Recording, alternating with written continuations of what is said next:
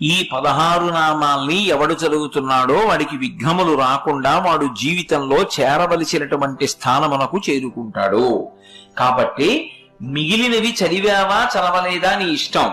ఇది మాత్రం నీ కొరకు మాత్రమే కాదు, నిన్ను నమ్ముకున్న నీ కుటుంబం కోసం నువ్వు చదవాలి. నీకు చదవడం చేత కాకపోతే కనీసం ప్రతిరోజు ఇది చదవడం వచ్చిన వాళ్ళ దగ్గరికి వెళ్ళి చదవమని నువ్వు వినాలి. చెప్పి సుముఖశ్చైకదంతశ్చ కపిలో గజకర్ణకః లంబోదరశ్చ వికటో విఘ్నరాజో గణాధిపః ధూమకేతుర్గణాధ్యక్ష ఫాలచంద్రో గజాననః వక్రతుండ శూర్పకర్ణో హీరంబ స్కందపూర్వజః షోడశైతాని నామాని యప్పఠేత్ శృణుయాదపి విద్యారంభే వివాహే చ ప్రవేశే నిర్గమే తథా సంగ్రామే సర్వకార్యేషు విఘ్నస్తస్య న జాయతే.